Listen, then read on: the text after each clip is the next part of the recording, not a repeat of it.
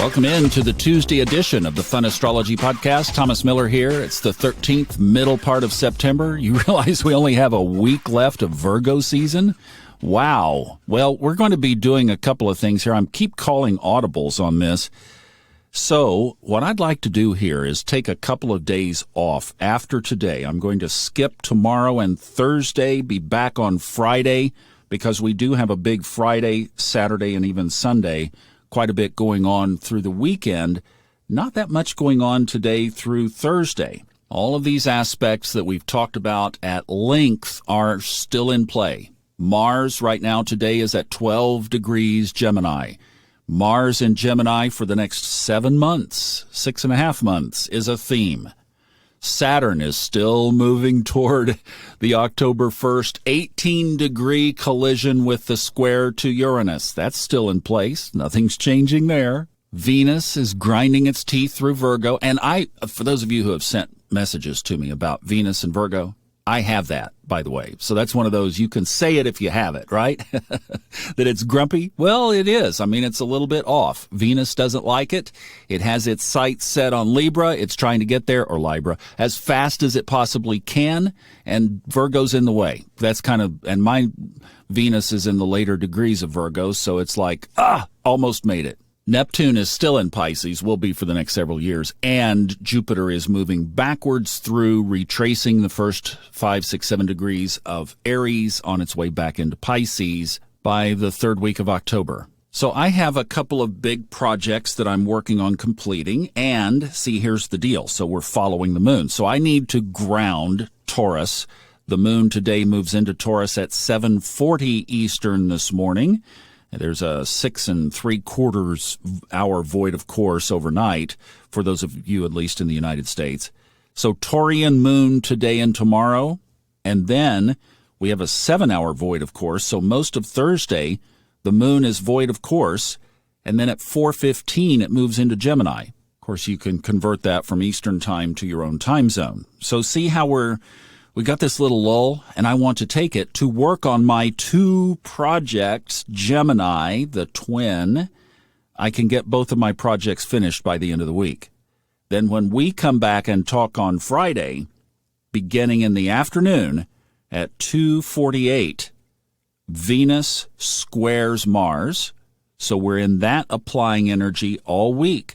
Remember, that's a grumpy Venus and a grumpy Mars. If you and your partner start to go at it, count to 20 and come back and realize that what you've created is more important than a passing aspect. Then at 6:20 p.m. on Friday, the Sun opposes Neptune. So think about that. With all the outer planets, I mean every one of them, Pluto, Neptune, Uranus, Saturn, Jupiter, all of them in retrograde, we are revisiting anyway. And now the Sun is going to be across from Neptune. So this is a week, an entire week, and into next weekend, to be really doing some deep, spiritually based, internal, introspective, intuitive work. This, to me, is the prominent energy of the week. First of all, you've got 2 big energies at stake here. The Sun, that is everything about who you are. Neptune, your spiritual path, and that part of your path that can guide you, or that part of your path that can mislead you.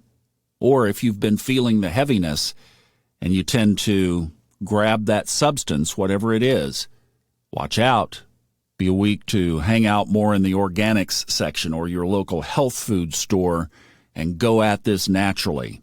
Neptune, after all, does rule addictions and addictive substances. This is one of those weeks to say, I can't go without my ... then go without it. Tune into the spiritual. Ask for the intuitive. Then, to conclude Friday, Venus again comes back to the stage with a trine to the north node of the moon. So we have all of this in play all week. Now, I know I've been a little rough on Venus in Virgo. Let's take a look at this from a different perspective. So Venus in Virgo is going to be trining a positive working relationship with your north node. So as you're doing this introspective work around the Sun opposing Neptune, Venus gives us structure in Virgo. It gives us some organization. It gives us some focus. It gives us some clarity and that double connection with our heart. So Neptune is taking us inside intuitively. Venus is connecting us this week with what we love, our passion, that piece of us that says, if I were to make a 10-degree shift in my life as I'm reviewing things this week, and if I were to change things just 10 degrees more toward what lights me up, what I love inside, what my soul is pulling me to do, what would that be? And how would I make that change? Then you could lean over to Mars and Gemini and realize that you now have two paths. The old path, let that expire. The new path, use that Mars energy to step into it. Push into the breakthrough. Now that's how you can use the energy of this week to your strong advantage.